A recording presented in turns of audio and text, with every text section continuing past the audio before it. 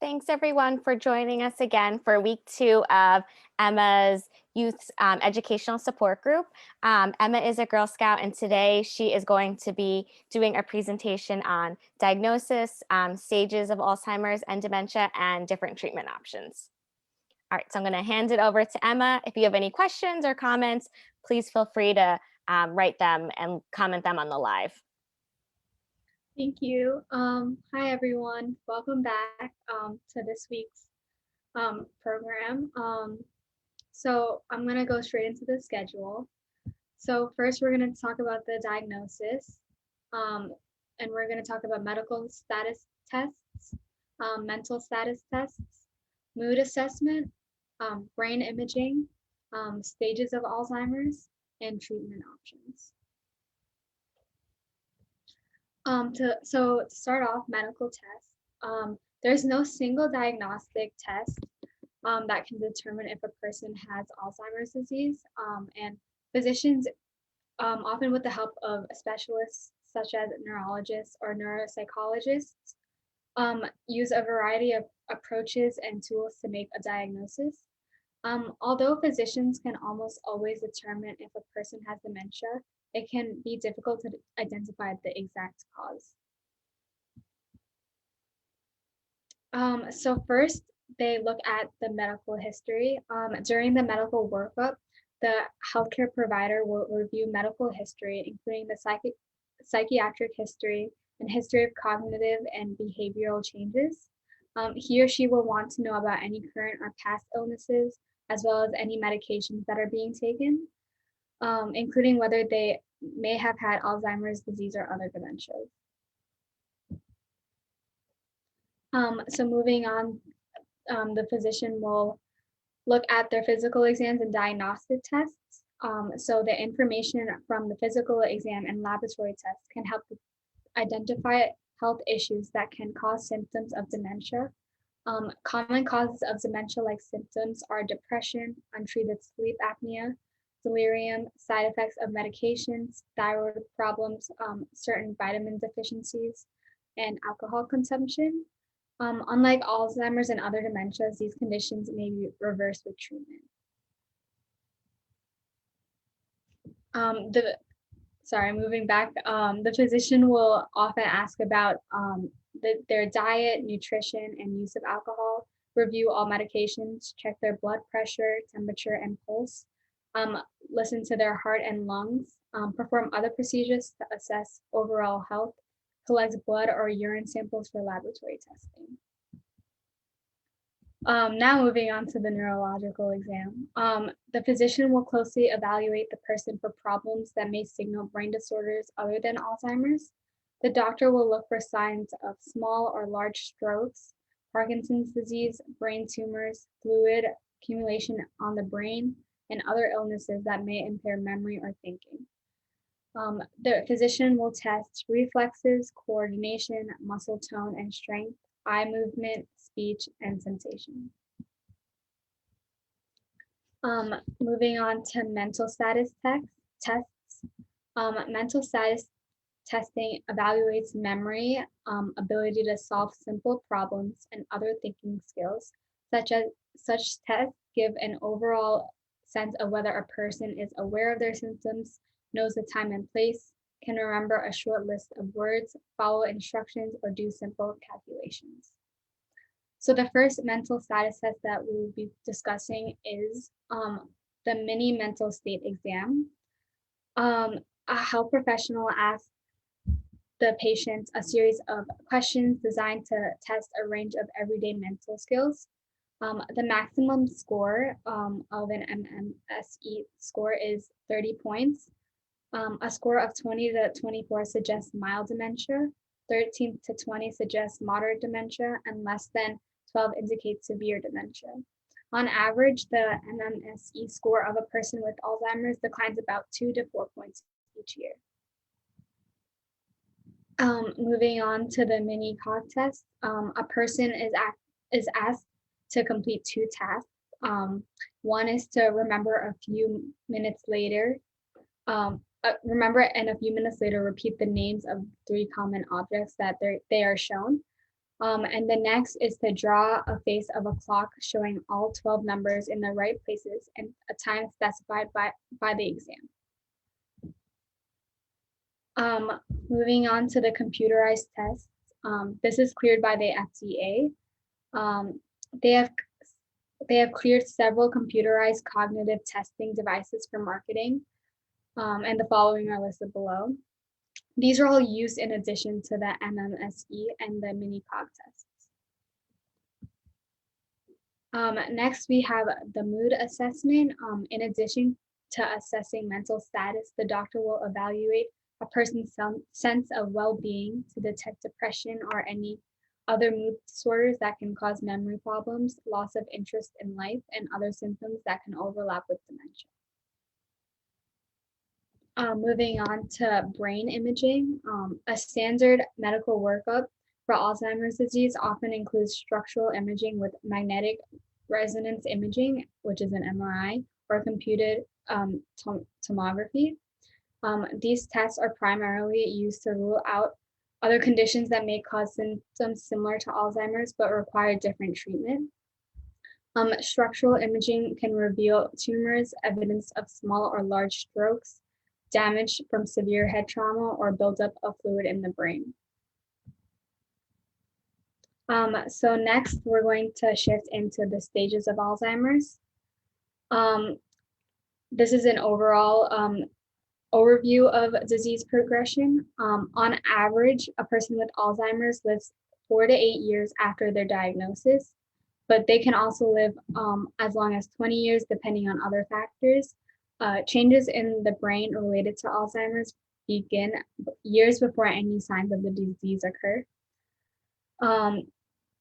This time period, which can last for years, is referred to as preclinical Alzheimer's disease.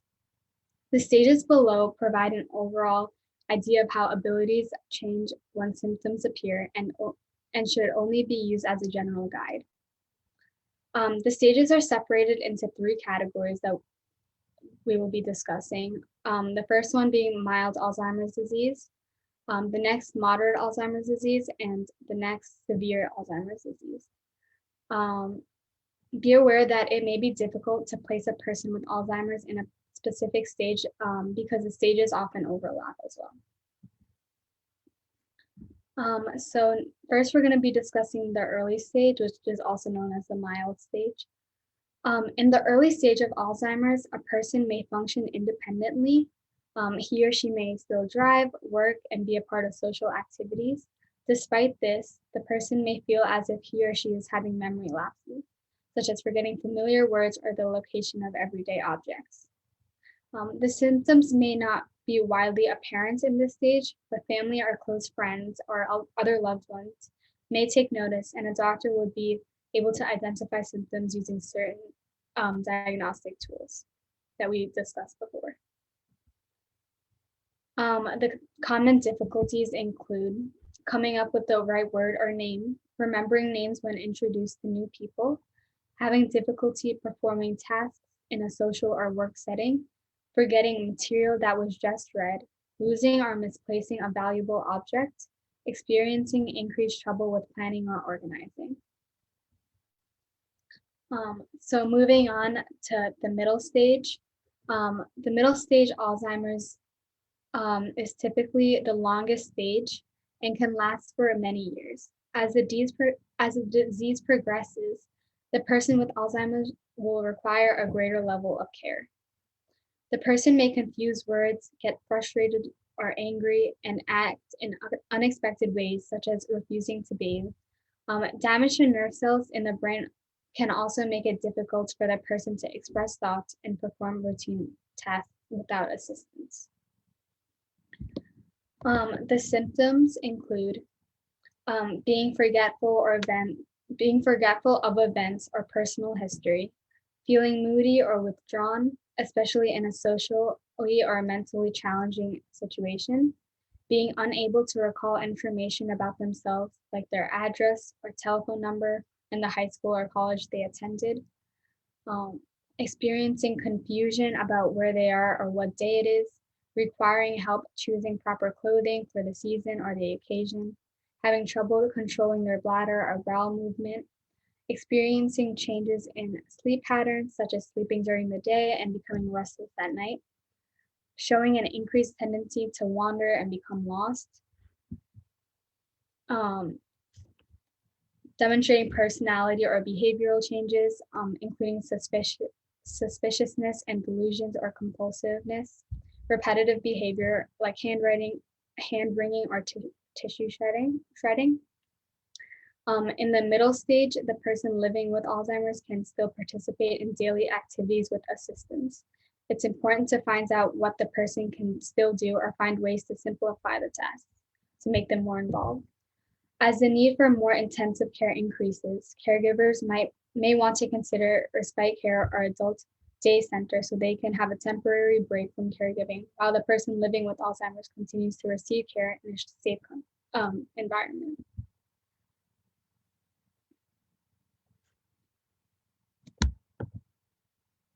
Moving on to the late stage, which is the severe stage. Dementia symptoms are severe. Individuals lose the ability to respond to their environment, to carry on a conversation, and eventually to control movement.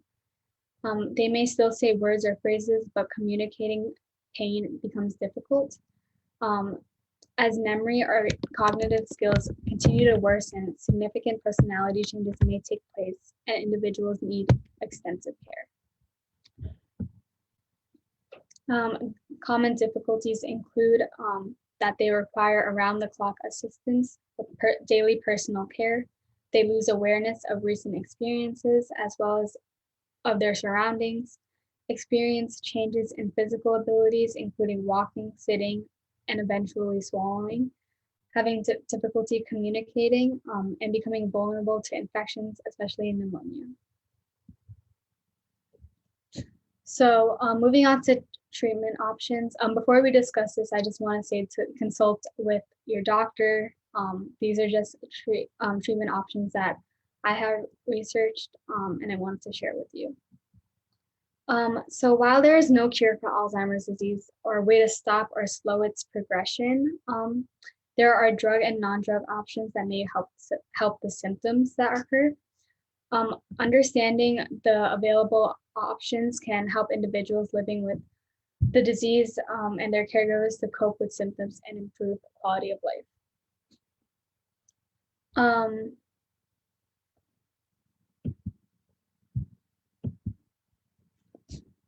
So moving on to medications for memory.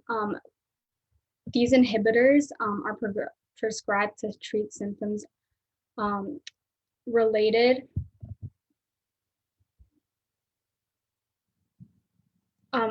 to memory, thinking, language, judgment, or other thought processes. They prevent the breakdown of a chemical messenger important for learning and memory. This supports communication among nerve cells by keeping that chemical high. It also will delay or slow the worsening of symptoms. Effectiveness varies from person to person, and they are generally well tolerated. Somamantine is for moderate to severe stages. They're prescribed to improve memory, attention, reason, language, and the ability to perform simple tasks. There is some evidence that individuals with moderate to severe Alzheimer's who are taking the inhibitor or might also benefit from taking this drug as well. And a medication that combines both of these are available. So finally, we've come to the end, and I wanted to tell you all another coping mechanism. Oftentimes, I go throughout the day and I forget to just breathe sometimes. Obviously, it's an involuntary movement, but sometimes it's important to just take a deep breath and just breathe out through your mouth slowly. It honestly is one of the best things that you can do for yourself. It lowers your anxiety and stress immensely, and it helps you remind yourself that everything will be okay. So that's it for today's presentation. Thank you all for joining me. I hope you learned something new. Thank you, Emma. We had a question. Someone asked, who's the first person someone should go to for help/guidance? So I would definitely suggest reaching out to your primary care doctor or speaking to your family just for additional support. And also some non-medication treatment and supports might be, following us at LIAD and seeing what different virtual events we're doing, participating in some cognitive stimulation. Um, Emma, I know last week you shared about watching your grandparents go through the disease. Can you think of anything that helped them, or Um, any games or activities that you enjoy doing and participating with them? yeah, of course. We all played a lot of caroms. I don't know if you know what that is, but that's a game that we played with him with my grandfather a lot. And we also just my family is very musical as well. So like sometimes we would just sing songs together and just hang out in that way. Because music can do all kinds of wonders, especially with Alzheimer's to stimulate your brain. So that's it. Those are great suggestions. Thank you, Emma. So thanks everyone for joining in. Feel free to join us next Thursday at 4 for next week's educational presentation.